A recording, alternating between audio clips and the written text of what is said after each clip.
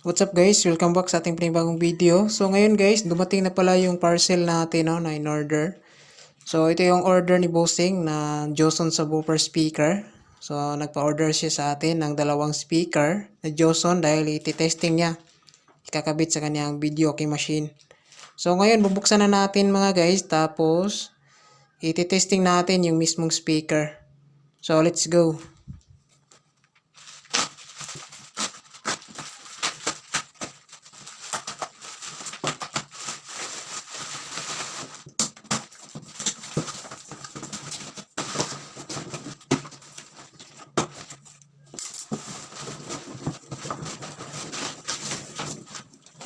So ito po mga guys, yung mismong speaker.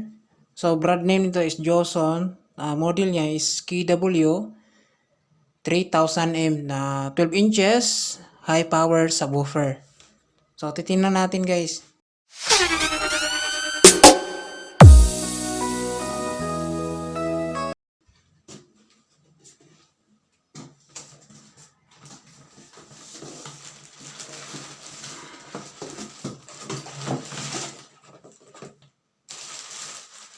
So ito na po mga guys, yung mismong speaker.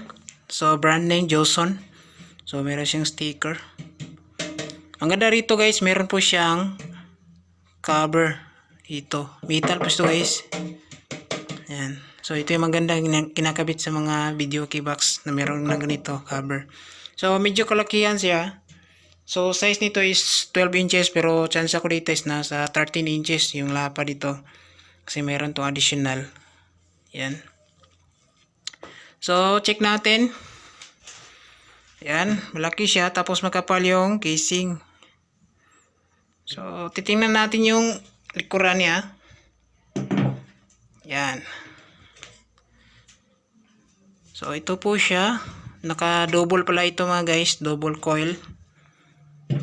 Yan. So meron pala siyang 850 watts peak na 50 OZ magnet. So ibida siya 8 ohms. Tsaka 8 ohms. 8 ohms dito, 8 ohms din dito. Yan. So 12 inches professional subwoofer. KW 3000M. So titesting natin to, itong dalawa guys. Yan, medyo malaki siya guys no. Yan, so bagong bago. Galing Shopee. Yan. So yung wirings natin dito is parallel. Yan. So magbibigay din ako ng tips dito kung paano ito parallel. Itong naka-double coil. So kakabitan mo natin ng wire tapos sound check natin mga guys. So stay tuned. So yan po mga guys, bago natin kabitan ng wire yung speaker terminal. So susukatin natin guys para naman may idea yung mga nagbabalak bumili nitong klase na speaker. Sa kanyang magnet guys, makapal po siya. Yan, tapos malapad siya mga guys. Oh. Yan. Yung kanyang frame magkapal. Yan. Tapos syempre maganda yung kanyang cone. Naka-treated siya oh, para may distance sa loob. So susukatin na natin yung kanyang magnet. Yung diameter niya is 6 inches and 1/4. Meron din siyang pagka-curve dito sa taas. So malalim yung bayo ng coil nito. Yan. Tapos yung magnet niya dito. Yan. Yung magnet yung sukatin natin. So meron po siyang 2 cm. Pero kung pagsamahin natin yung kanyang steel or metal dito, sabot po siya ng 1 inches and 1/2. Yan. So sa kanyang taas naman niya dito. Yan. Meron pala siyang 5 inches and 1/2 yung height niya. Yan. So dito sa kanyang harap, yan, oversize po kasi ito ng 12 inches. So 13 inches yung overall diameter niya. Pero yung butas nyo dito is nasa 11 inches lang yung butas. Yan. So butas po kayo nito 11 inches. Yan, kasi nag-add po ito dahil sa kanyang screen. So 11 inches lang yung butas nito sa box ninyo mga guys. Yan. So double coil po ito. Maganda po ito dahil double coil. Yan. So double lakas po ito kasi naka double coil. So, isi-set up muna natin guys. So, wiringan natin tong dalawang speaker para matest natin. Yan. Or, isa natin testing mga guys para ma-check talaga natin na okay yung kaniyang tunog. So, stay tuned. So, ito na po mga guys. Naka-wiringan na natin yung isang speaker. So, ito muna yung titest natin. Susunod natin yung isa. Bali, yung wirings natin dito is naka-parallel. Yung tamang wirings ng parallel, yung wire dito, itong wire na ito is galing po ito sa ating amplifier. Yan, positive. Nakabit yung isa din sa positive. Yan, positive to positive. Ito namang isang wire dito, negative. Kinabit din natin yan sa isang negative. Ito siya. Yan. So, total impedance ito is nasa 4 ohms na kasi 8 ohms per coil. 8 ohms, 8 ohms. So, kapag nakaparallel tayo is maging 4 ohms po yan. Ito rin natin para marinig natin yung kanyang tunog. Yan. So, volume natin. Testing natin yung kanyang tunog. Ito guys, volume natin. Lakas yan mga guys, oh.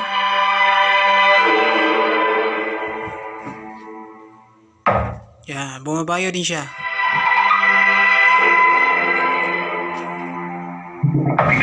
Say Wowie Remix.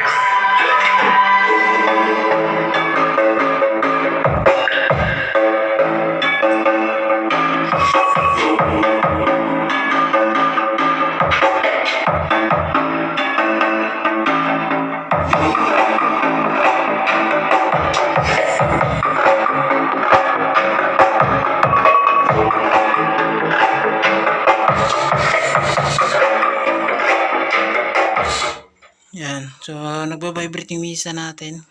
So, ito naman guys. Transfer natin yung wire dito. So, okay siya guys. Safe yung item. Tapos, rate natin dito is 10%. Maganda yung kanyang audio. Tapos, malinis. Pwede rin sa vocal. Yan. Maganda talaga guys sa video key box. So, itong isa naman guys. Ta-transfer natin yung wire dito. Para matesting din natin yung isang unit. So, stay tuned.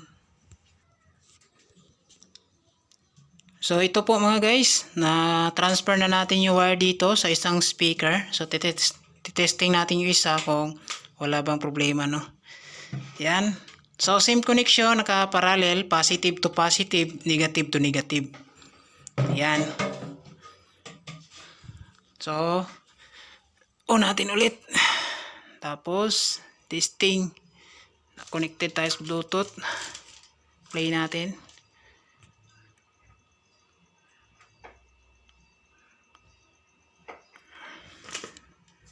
Play.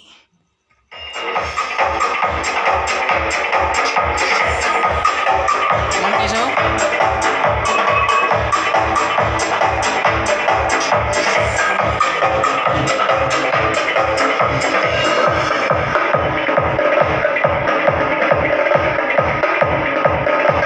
Malakas siya mga guys. Say Wowie Remix.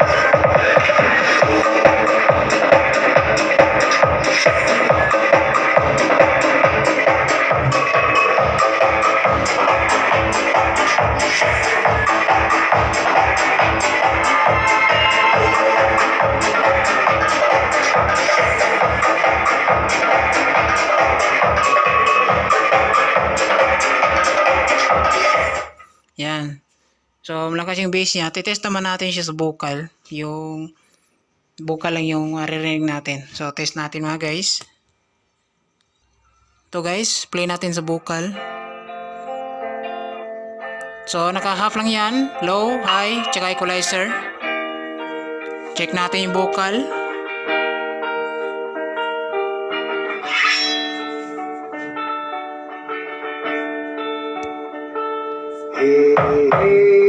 Yan, ayos din yung vocal niya mga guys.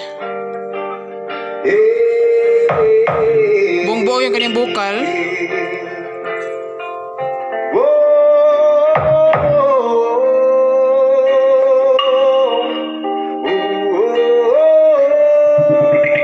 Say Wowie Remix.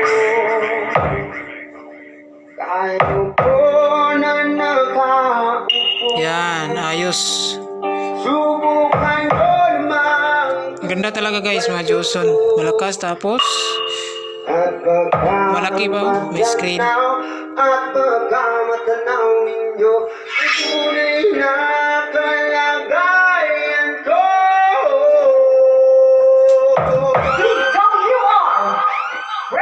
Yan. So, okay yung kaning vocal mga guys. Malakas. Yan. Mas gaganda pa to pag meron ng Twitter. Kasi sa video kay meron po yung Twitter. So, swak na swak pa ito sa video kay. Na subwoofer speaker. Subwoofer speaker siya. Yan. Woofer or subwoofer. Yan. Okay to gamitin sa video kasi meron ng screen. Malakas yung kanyang boses. Match na speaker dito. Sakura 5023. Joson Mars Max. Sakura 735, 739, 737, yan, Joson Saturn, Joson Jupiter Max or yung version 1, Jupiter. So, pwede dito sa speaker nito. Ulitin natin yung model ng speaker nito is KW3000N na merong dual impedance, 8 ohms with 850 watts max power. So, yan na po mga guys. Maraming salamat. God bless. Tsaka ingat po tayong lahat.